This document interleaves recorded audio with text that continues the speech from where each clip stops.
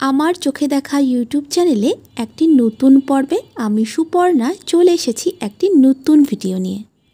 বন্ধুরা, আজকের পর্বে আমরা জানব কার্তিক মাস বা দামোদর মাসের মাহাত্ম্য। মন্দিরে বা গৃহে প্রদীপ জ্বালালে তার কী মহিমা, চলুন জেনে নিই। দামোদর মাস বা কার্তিক মাস খুবই গুরুত্বপূর্ণ ও মাহাত্ম্যধর্মী মাস। ভক্তি ভরে স্বল্প পরিমাণ ভাগবত শ্রবণ করলেও ভগবান শ্রীহরি সন্তুষ্ট হন। বিশেষ করে কার্তিক মাসে এই রকমই একটি ভাগবত সেবা হচ্ছে ভগবানের মন্দিরে বা গৃহমন্দিরে প্রদীপ জ্বালানো। পুরাণ শাস্ত্রে রয়েছে যে এই কার্তিক মাসে মন্দিরে দীপদান করলে তাকে আর এই জন্মে মৃত্যুলোকে ফিরে আসতে হয় না।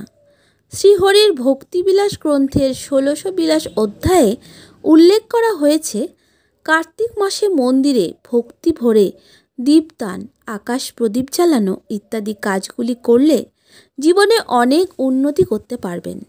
স্কন্দপুরাণে বলা হয়েছে যে যদি কেউ ঘিয়ের প্রদীপ বা তেলের প্রদীপ ভগবান বিষ্ণুর মন্দিরে জ্বালান তাহলে তিনি অশ্বমেধ যজ্ঞের ফল লাভ করেন।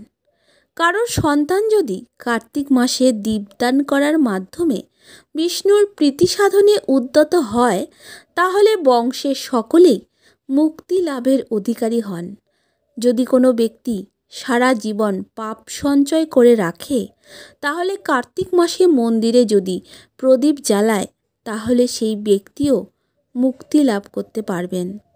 স্কন্দপুরাণে ব্রহ্মা ও নারদ সংবাদে বলা হয়েছে, যিনি কোটি সহস্র পাদকে পাদকীয় হয়ে ও শত ব্যস্ততা থাকা সত্ত্বেও শ্রীহরির মন্দিরে প্রদীপ জ্বালায় তবে তিনি সেই পাতক থেকে উদ্ধার লাভ করেন।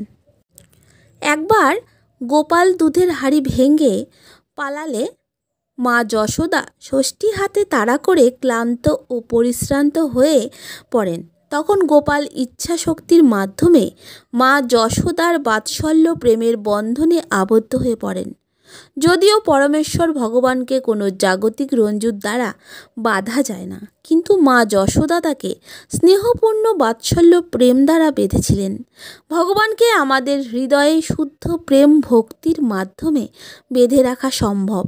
এটাই ভাগবতে খুব সুন্দরভাবে বর্ণনা করা হয়েছে যে সর্বশক্তিমান পরমেশ্বর ভগবানকে তার শুদ্ধ ভক্ত প্রেম ভক্তি দ্বারা। শঙ্খাসুর নামক এক ভয়ঙ্কর অসুর ছিল, যার ভয়ে দেবতারা মেরু পর্বতে লুকিয়েছিল। সে জানত না তারা কোথায় ছিল, তাই সে সত্যলোকে গিয়ে মূর্তিমান বেদসমূহকে ধ্বংস করার সিদ্ধান্ত নিল। কেননা এই উপায়ে দেবতারা তাদের কাছে বেদ না থাকায় শক্তি হারাবে, ফলে সে রাজত্ব করতে পারবে। তাই সে সত্যলোকের দিকে ধাবিত হয়, কিন্তু মূর্তিমান বেদসমূহ তার আসার খবর পেয়ে পালিয়ে যান। সে তাদের তাড়া করে তারা জলে লুকিয়ে পড়ে। প্রকৃতপক্ষে তারা নিজেদের জল দ্রবীভূত করে রাখে। সে ভাবল তারা নিশ্চয়ই কোথাও লুকিয়ে আছে, তাই সে জলের নিচের গুহা পর্বত আদি খুঁজতে দেখতে লাগলো মূর্তিমান বেদসমূহ কোথায়। কিন্তু বেদসমূহ জলে মিশেছিল, তাই দেবতারা ভাবল এই আমাদের সুযোগ, আমাদেরকে যেতে হবে, শুধুমাত্র বিষ্ণুই আমাদেরকে রক্ষা করতে পারে। তাই তারা ক্ষীর সমুদ্রে গিয়ে জপ করতে শুরু করলো। তারা ভাবল যেহেতু এটি বর্ষা ঋতুর শেষ মাস, ভগবান এখন বিশ্রাম গ্রহণ করেন। যদি আমরা হঠাৎ তাকে জাগিয়ে তুলি হয়তো তিনি রেগে যেতে পারেন এবং তা ঠিক হবে না। তাই চলুন আমরা সকলে হরে কৃষ্ণ জপ করি এবং এভাবে যখন তিনি জেগে উঠবেন তিনি ভীষণ আনন্দিত হবেন। তাই তারা জপ করতে করতে শুরু করলো, হরে কৃষ্ণ কৃষ্ণ কৃষ্ণ হরে হরে, হরে রাম রাম রাম হরে হরে। ক্ষীরোৎসায়ী বিষ্ণু জেগে উঠে সমস্ত দেবতাদের জপ করতে দেখে সত্যি খুব আনন্দিত হলেন।